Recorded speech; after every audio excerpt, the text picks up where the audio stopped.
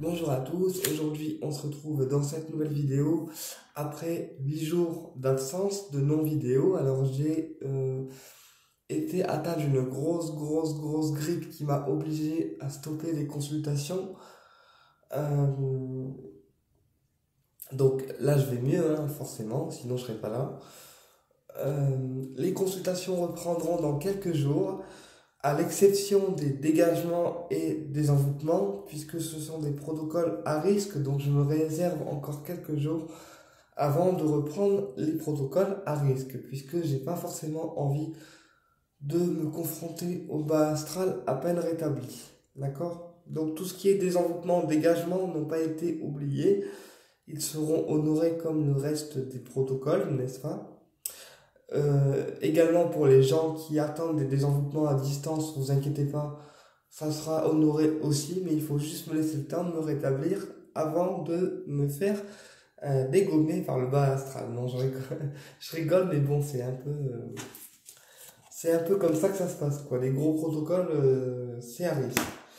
Donc aujourd'hui, dans cette vidéo, on va voir comment se passe justement un désenvoûtement, puisque c'est un protocole que je ne montre pas. Parce que c'est un protocole donc à risque, hein, comme je l'ai expliqué, et il faut beaucoup de concentration pour qu'il soit exercé de manière clean en fait. Puisque un désenvoûtement, il a besoin d'être fait avec beaucoup de concentration pour ne pas faire n'importe quoi et pour ne pas finalement latter en fait l'entité n'importe comment. Donc, comment se passe un désenvoûtement? Donc là, on a une bougie noire, d'accord, qui va servir à désactiver finalement le sort. C'est-à-dire que grâce à cette bougie noire, je vais graver une formule magique dessus qui va désactiver votre sort. D'accord? Et puis, aussi, quand je prends les bougies noires, je fais attention qu'elles soient bien teintées dans la masse. Regardez, hop, voilà, il n'y a pas de blanc, il n'y a pas de gris, c'est juste noir, quoi. Voilà. Donc, ensuite, j'utilise également... Alors, je vais essayer de le trouver vite.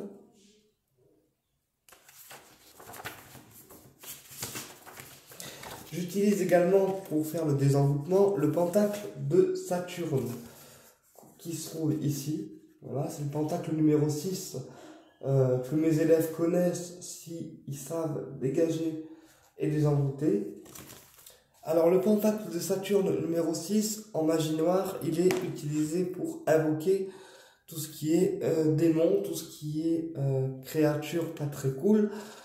Nous, en magie blanche, on l'utilise dans le désenvoûtement pour cramer la tronche aux démons et pour pouvoir finalement retirer votre sort de vous. D'accord? Donc pendant un désenvoûtement, je crame ce pentacle dans une casserole.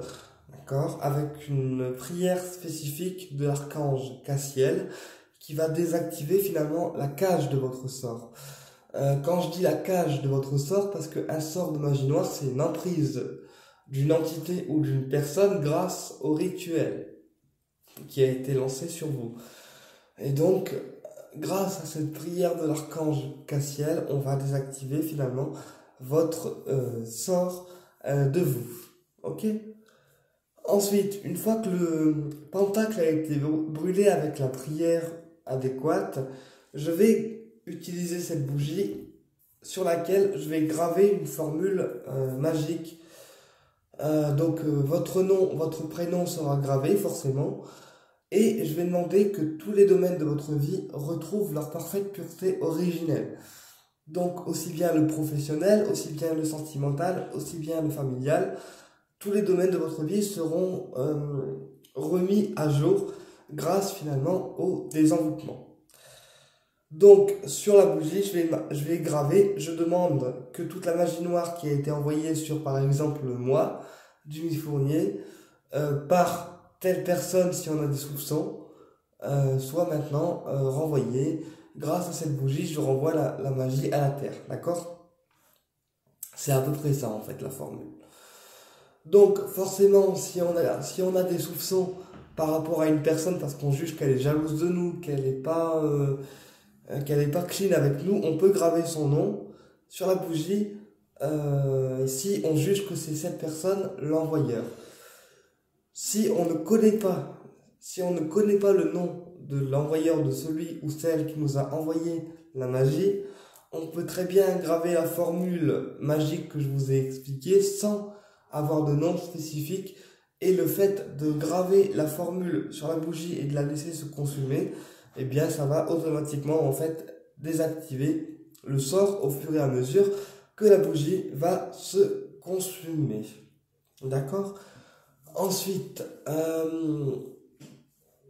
à chaque désenvoûtement, eh ben, le karma de la personne va se réactiver, puisque quand on a fait un sort à quelqu'un, souvent on le fait de manière gratuite, d'accord, et sans forcément de raison valable. C'est pour ça que quand on désactive un sort sur une personne, automatiquement le karma de l'envoyeur se rétablit, et c'est là que l'envoyeur se reprend des retours de bâton par la source, puisqu'il a attaqué quelqu'un sans forcément de raison valable. Donc à chaque protocole de désenvoûtement que j'exerce sur les gens, les particuliers qui me demandent, et ben quelque part je remets un karma en place, et je remets un karma en place par rapport à l'envoyeur et celui qui a été finalement l'émetteur du sort. Ok.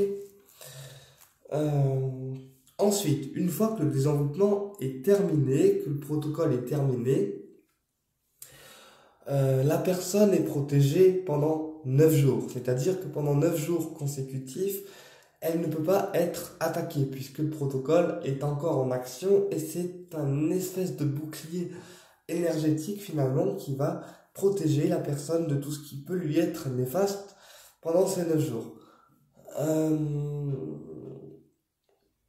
Ensuite, un protocole de désenvoûtement, c'est pas un jeu, c'est pas genre je vais me faire désenvoûter pour jouer. Non, parce qu'un protocole de désenvoûtement, il y a des inconvénients. C'est-à-dire que pendant le protocole, je suis avec vous, d'accord, et je vous guide jusqu'au bout, et on peut ressentir des douleurs, des anciennes douleurs qui sont finalement liées au sort, parce que quand on a un sort de magie noire sur nous, forcément, c'est pas agréable, hein. Donc, on peut ressentir des douleurs qui sont finalement liées à votre sort. On peut ressentir des vomissements, on peut ressentir des étourdissements, parce que quand on a un sort qui se décristallise de notre énergie, on décroche une entité, on décroche une emprise liée au sort, et du coup, forcément, c'est jamais agréable, en fait. Voilà. Donc, quand on se fait désenvoûter, il faut se préparer à ressentir des choses pas très cool, du style des maux de ventre, des maux de tête, des étourdissements, des vomissements, des choses pas très cool, puisque l'entité, comme je l'attaque pour la décrocher de vous, forcément elle n'est pas contente, et forcément elle vous fait sentir. D'accord? Donc ça, c'est tout ce qu'on peut ressentir pendant un désenvoûtement. Donc un désenvoûtement n'est pas de tout repos, d'accord? C'est pas je désenvoûte et après il n'y a plus rien. Non. Moi qui désenvoûte les gens, je les désenvoûte, ensuite je les nettoie parce que parfois les entités elles résistent, et ensuite on part sur un rééquilibrage avec les rayons sacrés des archanges pour tout rééquilibrer tour à tour avec chaque rayon sacré. D'accord? Donc ça prend du temps, ça prend une certaine énergie, et c'est pour ça aussi que je ne prends pas le risque de reprendre les dégagements et des envoûtements tout de suite, parce que si on n'est pas en forme pour le faire, si on n'est pas au maximum de nos capacités, eh bien l'entité en profite, et donc finalement c'est nous qui se faisons massacrer. D'accord? Puisque il faut savoir que quelqu'un qui désenvoûte comme moi, je vois aussi bien le haut astral, donc les guides, les anges et les archanges, que le bas, puisque quand on se connecte pour retirer une entité de quelqu'un, on se connecte forcément au bas astral. Donc ce qui veut dire que dans l'invisible, les entités, ils me voient. C'est pour ça que j'utilise le rayon platinium pour me rendre invisible et pour être vu et perçu le moins possible par l'astral. C'est pour ça que quand je vous dis que le désenvoûtement et le dégagement, ce sont des protocoles à risque, et qu'on risque notre vie quand on fait ce genre de trucs, c'est pas des conneries, c'est pas pour vous embêter, c'est juste que voilà, on prend vraiment des risques, et les risques sont considérables.